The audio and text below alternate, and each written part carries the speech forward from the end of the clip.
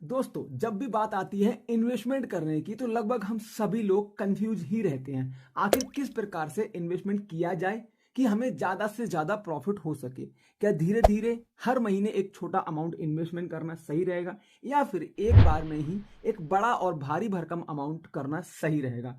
अब ऐसे में एसआईपी, लमसम, म्यूचुअल फंड जैसे बड़े बड़े शब्द हमें डराना शुरू कर देते हैं और कुछ समझ में नहीं आता कि क्या करें और कैसे करें। तो आइए इस वीडियो के थ्रू समझते हैं कि इन्वेस्टमेंट का कौन सा तरीका सबसे बेस्ट है और इसको हम समझेंगे बिल्कुल आसान भाषा में। तो फॉर कंप्लीट इंफॉर्मेशन बने रहिए हमारे साथ इस वीडियो के एंड तक। दोस्तों, म्यूचुअल फंड में इन्वेस्टमेंट करने के दो तरीके हैं। तो दोस्तों, पहला तरीका है एसआईपी और दूसरा तरीका है लमसम।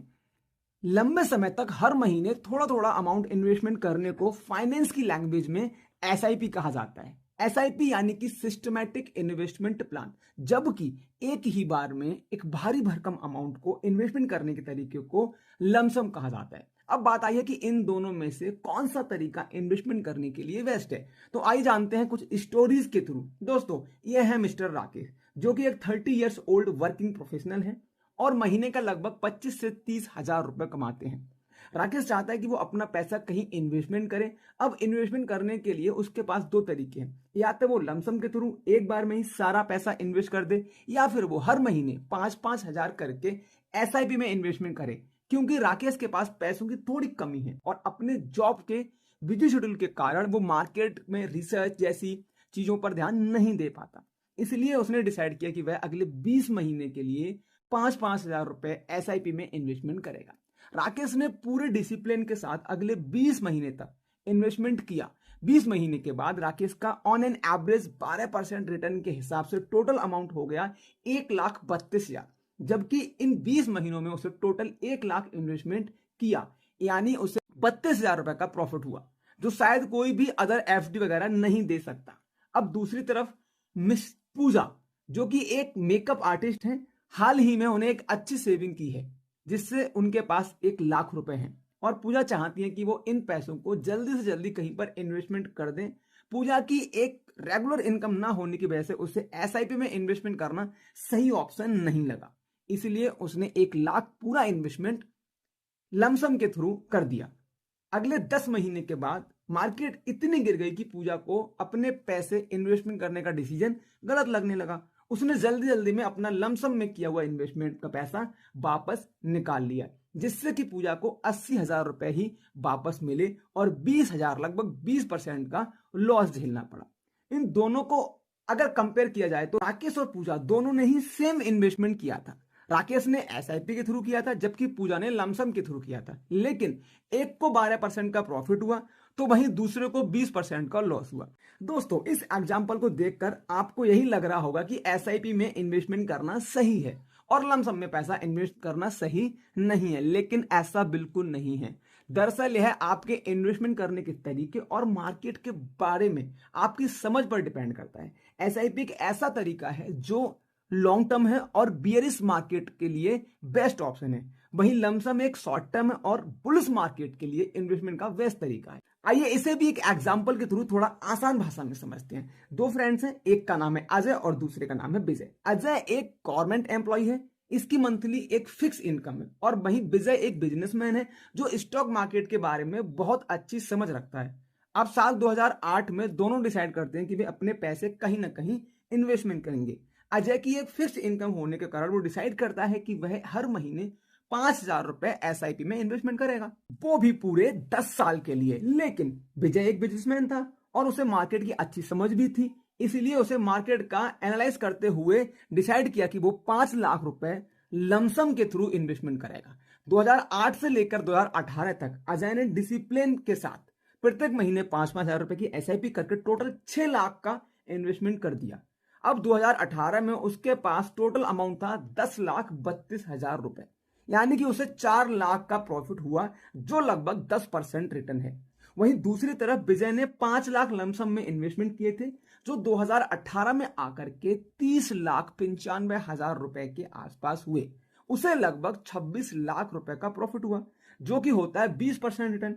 इन दोनों को अगर कंपेयर किया जाए तो देखने को मिलता है कि अजय और विजय दोनों ने ही 2008 में इन्वेस्टमेंट करना शुरू किया था और दोनों ने ही सेम टाइम यानी कि 10 सालों के लिए इन्वेस्टमेंट किया था।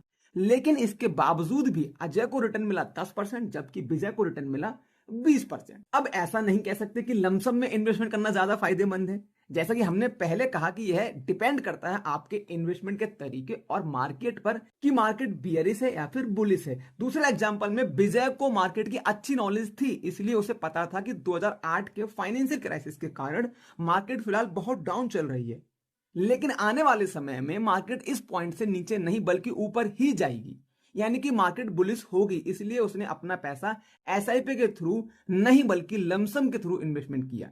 वहीं अगर हम पूजा वाले एग्जांपल में देखें तो उस एग्जांपल में पूजा ने उस समय पर इन्वेस्टमेंट किया था जब मार्केट अपनी अच्छी स्थिति में था, लेकिन अगले 10 महीने में ही मार्केट बहुत डाउन हो गई और पूजा ने अपने लमसम में इन्वेस्ट किया पैसा जल्दी जल्दी निकाल लिया, यानी कि मार्केट उस टाइम बियरिश थी, इसलिए पूजा को लमसम के थ्रू लॉस झेलना पड़ा। हालांकि पूजा अगर कुछ समय के लिए रुक जाती और राकेश की तरह अपना 20 महीने का टाइम पूरा करती तो शायद उसे 20,000 का लॉस नहीं झेलना पड़ता। दोस्तों, जहां लमसम आपको हाई रिटर्न देने की क्षमता रखता है तो वहीं उसमें हाई रिस्क भी होता है। दूसरी तरफ एसआईपी है जिससे लॉन्ग टर्म में एक लिमिटेड रिटर्न मिलता है, लेकिन उसके साथ रिस्क भी बहुत लिमिटेड ही होता है। तो जिस तरीके से हर चीज के फायदे और नुकसान होते हैं, वैसे ही लमसम और एसआईपी के अपने अपने फायदे और नुकसान हैं। ये फुल्ली डिपेंड करता है आपकी सिचुएशन कैसी है, आपको मार्केट की नॉलेज कितनी है, उसी हिसाब से डिसाइड होता है कि आप इन्वेस्टमेंट का कौन सा तरीका अपनाएंगे। अगर आप एक कंपनी के एम्प्लॉय हैं, आपकी एक रेगुलर और एवरेज इनकम है और आपके पास बिल्कुल भी टाइम नहीं है मार्केट के बारे में रिसर्च करने का, मार्केट के अप्स एंड डाउन देखने का, तो ऐसे में आपके लिए बेस्ट ऑप्शन है एसआईपी। दोस्तों, एसआईपी हो या फिर लमसम, इन दोनों में ही आप स्मॉल कैप, मिड कैप और लार्ज कैप फंड्स में इन्वेस्टमेंट कर सकते हैं। दोस्तों, लोगों को लगता है कि एसआईपी लोन या ईएमआई की तरह है, तो मैं आपको बता दूं ऐसा बिल्कुल नहीं है। जिस तरीके से आप किसी का लोन या ईएमआई को नहीं चुका पाते हो तो बैंक के थ्रू आपके पास में नोटिस आता है, उसके ठीक उल्टा है आपका एसआईपी। एसआईपी आपका अपना इन्वेस्टमेंट है। मान लो आपने 5 साल के लिए एसआईपी स्टार्ट की और किसी वजह से लाइक लॉकडाउन हो गया था, ऐसी किसी कारण से आप 2 साल के बाद अपना एसआईपी का अमाउंट भरना बंद कर देते हैं, तो इस केस में आपके घर पे कोई नोटिस वगैरह नहीं आएगा, बल्कि अगर आप जो पैसा 2 साल तक इन्वेस्टमेंट किए हैं उसको 3 साल और रखते हैं बिना आगे एसआईपी किए, तो आपको उस पर एक अच्छा रिटर्न और मिल जाएगा, या फिर आप उस पैसे को कभी भी बीच में निकाल सकते हैं।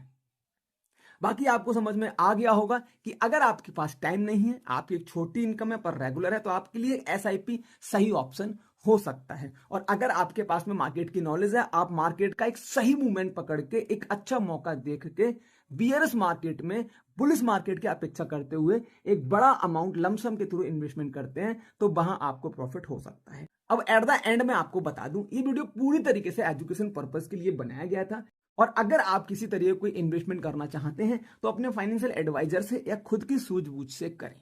तो आई थिंक आपको वीडियो अच्छा लगा होगा, जानकारी समझ में आई होगी। तो दोस्तों, अब बोल रहा हूं, अगर आपको वीडियो अच्छा लगा हो तो वीडियो में प्यारा सा कमेंट करें, वीडियो को लाइक करें, चैनल को सब्सक्राइब करें। थैंक्स फॉर वॉचिंग, धन्यवाद।